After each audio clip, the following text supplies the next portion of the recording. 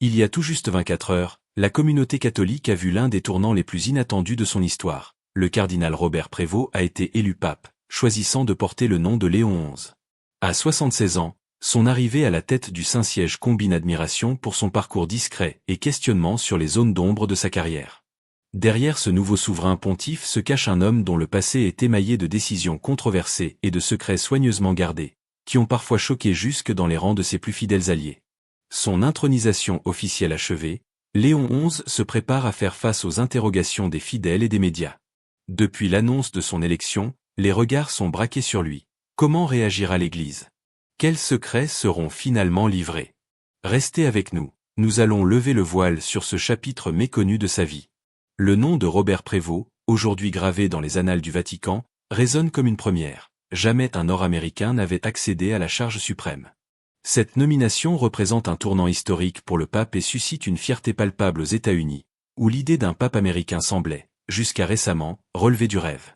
Pourtant, son élection a surpris plus d'un observateur, car Prévost n'était pas perçu comme le candidat évident. En effet, le cardinal Prévost préfère l'ombre à la lumière. Il n'est pas une figure médiatique, mais il impose le respect dans les allées du Vatican par sa discrétion et sa compétence. Arrivé à Rome, il a choisi de se faire discret, loin des caméras. Mais ceux qui connaissent les rouages du Saint-Siège savent l'influence qu'il exerçait en coulisses. C'est cet équilibre entre réserve et puissance qui rend son ascension si fascinante. L'un des actes marquants de sa carrière fut sa participation active à la réforme épiscopale du pape François. En 2019, François décida d'intégrer pour la première fois 3 femmes au conseil chargé de désigner les évêques. Un geste révolutionnaire après des siècles de tradition masculine. Prévost n'a pas seulement validé ce changement, il l'a soutenu et guidé, assumant un rôle de pilote dans cette mutation. Cet engagement progressiste, mené sans renier la doctrine, a prouvé sa capacité à marier innovation et fidélité. Quelques mois plus tard, François renforçait sa confiance en lui en le créant cardinal, un geste moins honorifique qu'un positionnement stratégique en vue du conclave. Car au Vatican, la sélection des grands électeurs est cruciale. Placer Prévost parmi eux, c'était garantir la continuité des réformes et assurer qu'un profil discret mais déterminant puisse diriger l'avenir de l'Église. Né à Chicago le 5 septembre 1952, Robert Prévost a grandi dans un foyer modeste où la foi et la solidarité formaient le socle de son éducation. Très tôt attiré par la vie religieuse, il franchit les portes du noviciat augustinien en 1977, animé par le désir de conjuguer engagement intellectuel et service concret. Après un bachelor en mathématiques à l'université catholique de sa ville natale, il poursuivit une maîtrise en théologie à la Catholic Theological Union de Chicago, avant de partir à Rome pour arracher une licence puis un doctorat en droit canonique au collège pontifical Saint-Thomas d'Aquin. Sa thèse, centrée sur le rôle du prieur local, trahissait déjà une passion pour la gouvernance de l'Église et la recherche d'un équilibre entre autorité et humilité. Ordonné prêtre en 1982, Prévost ne tarda pas à répondre à un appel qui le conduisit, dès 1985, au Pérou. Là-bas, il n'était pas un simple missionnaire, il prit la tête du séminaire augustinien de Trujillo, professant le droit canon tout en insufflant aux futurs prêtres le souci des réalités sociales. Pendant plus de 10 ans, il organisa des programmes d'alphabétisation, ouvrit le séminaire aux laïcs et fit de chaque session de formation un carrefour d'échanges interculturels. Cette immersion au cœur des communautés andines forgea sa conviction que l'Église devait d'abord écouter et accompagner avant de gouverner. De retour aux États-Unis à la fin des années 1990, ses frères le choisirent prieur provincial de la province du Bon Conseil, poste dans lequel il supervisa couvents et séminaires du Midwest, modernisa les cursus de formation et veilla à l'équilibre financier des œuvres sociales. À seulement 49 ans, en 2001, il fut élu supérieur général de l'ordre de Saint-Augustin. Pendant 12 ans, il coordonna les 40 000 membres répartis sur tous les continents, déployant des partenariats écuméniques, développant des programmes de lutte contre la pauvreté en Afrique et en Asie, et renforçant la présence augustinienne dans les universités laïques. Son expertise reconnue le fit désigner, en 2014, administrateur apostolique de Chiclayo, un diocèse péruvien plongé dans la tourmente politique. Chargé de rétablir confiance et ordre, il y réforma les structures pastorales, créa des commissions de transparence et relança les initiatives caritatives. Sollicité pour ses qualités diplomatiques, il fut appelé en janvier 2023 à Rome comme préfet du dicaster pour les évêques, assumant la responsabilité stratégique des nominations épiscopales à l'échelle mondiale. 2 mois plus tard, le pape François le fit cardinal, actant sa place centrale pour le conclave et saluant sa capacité à allier discernement pastoral et sensibilité aux enjeux contemporains. Après son élévation au cardinalat, Robert Prévost s'est retrouvé au cœur de débats sensibles, là où lumière et ombre se confondent.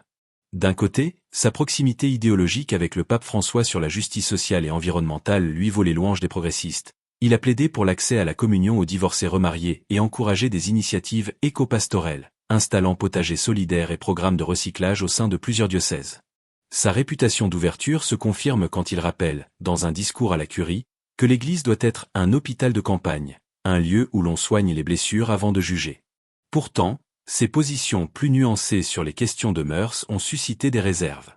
S'il n'a jamais renié son soutien modéré aux recommandations de Fiducia Supplicans permettant un accueil élargi des personnes LGBTQ+, il reste prudent, refusant de se faire le porte-étendard d'un mouvement progressiste. Ses détracteurs y voient un traditionnalisme qui peut freiner les réformes, tandis que ses partisans soulignent qu'il sait ménager l'équilibre entre dogme et miséricorde.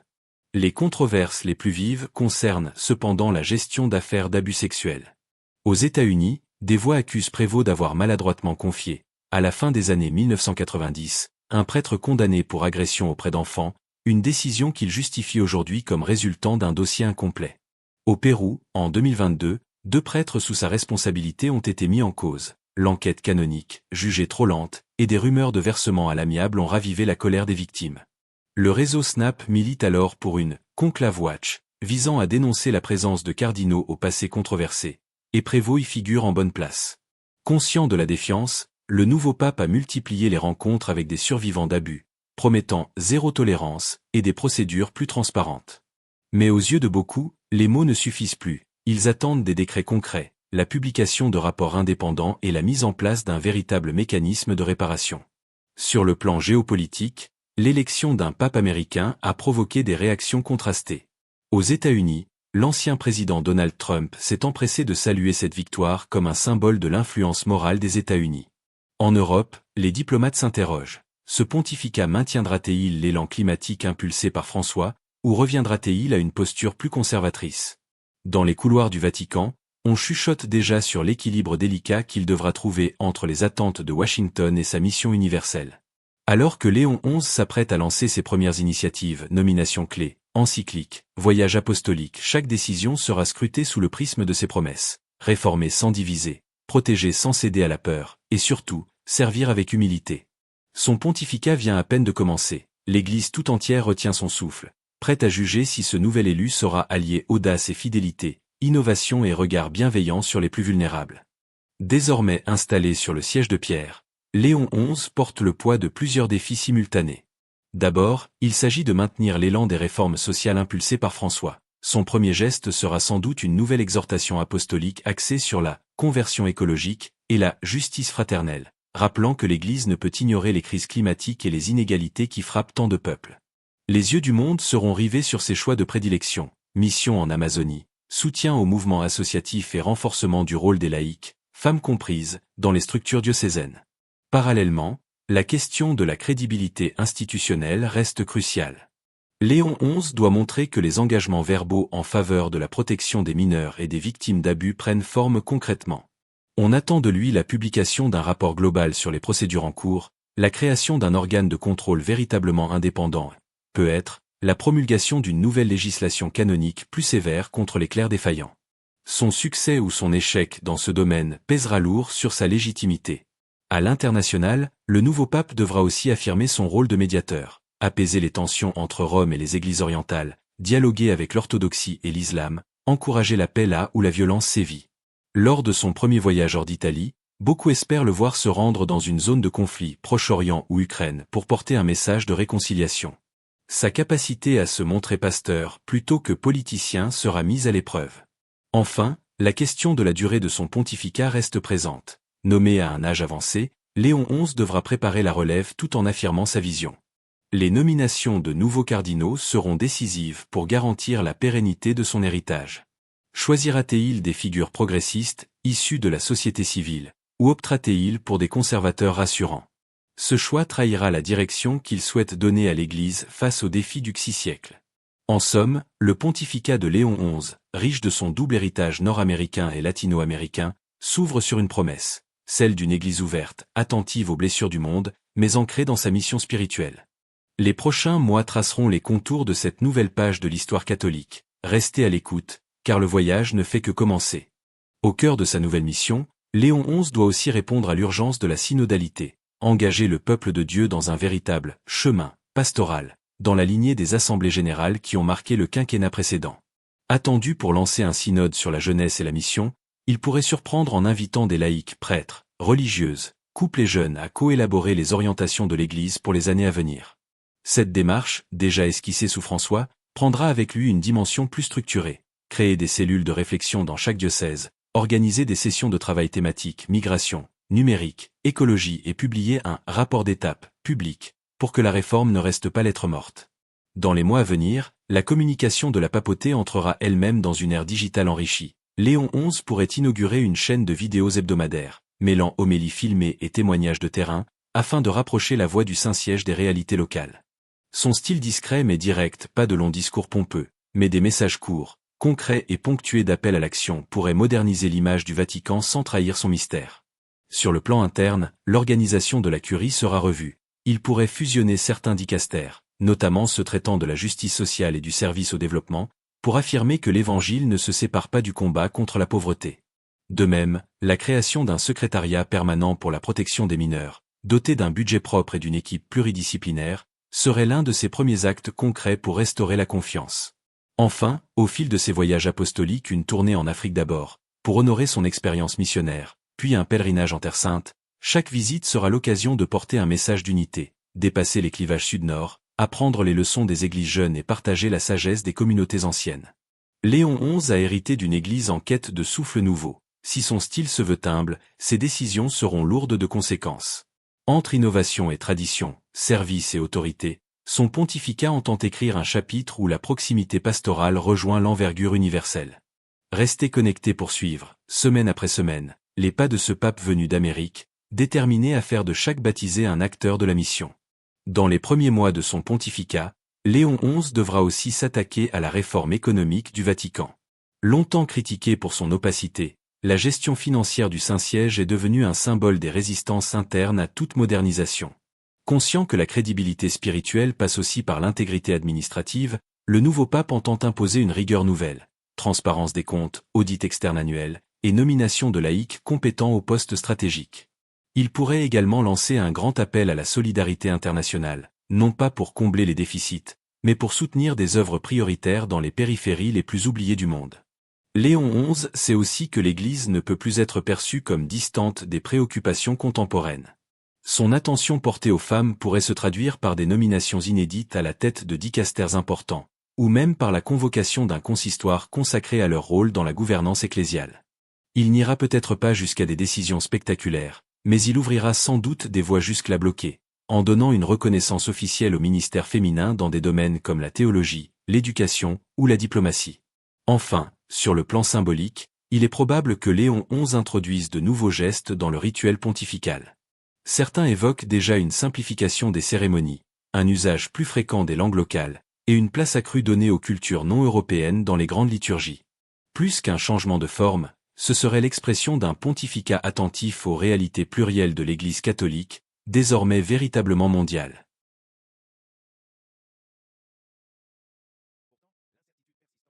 L'un des défis majeurs qui attend Léon XI sera aussi la question de l'unité de l'Église dans un contexte de polarisation croissante.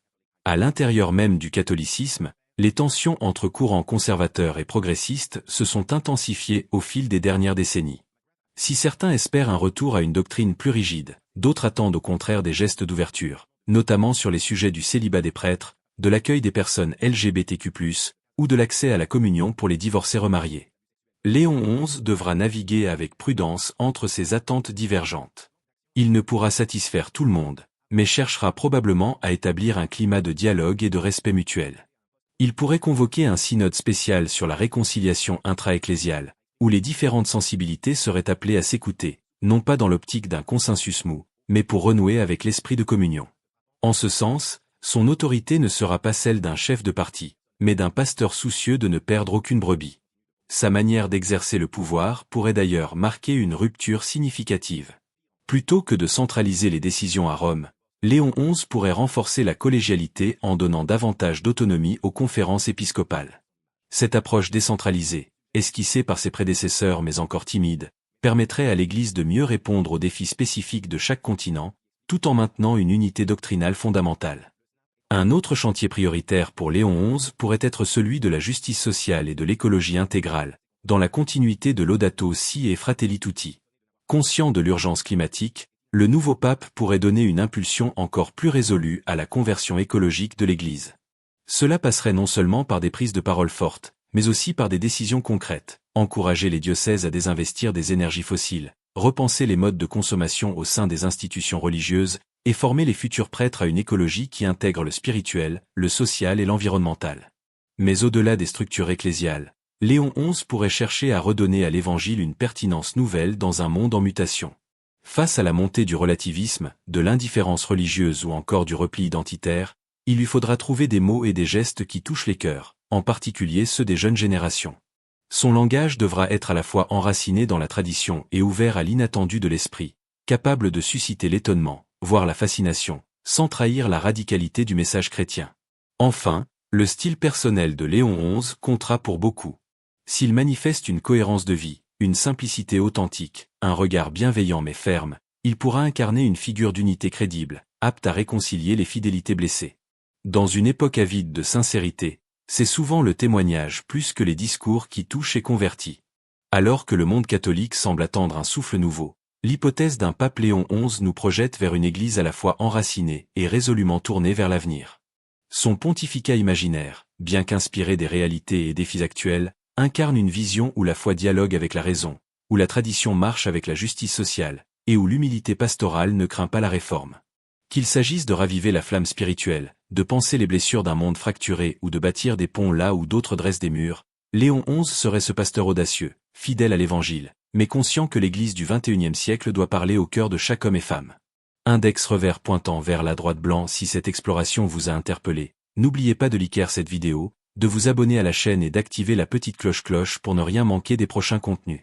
Ensemble, continuons à réfléchir, questionner et rêver l'Église de demain.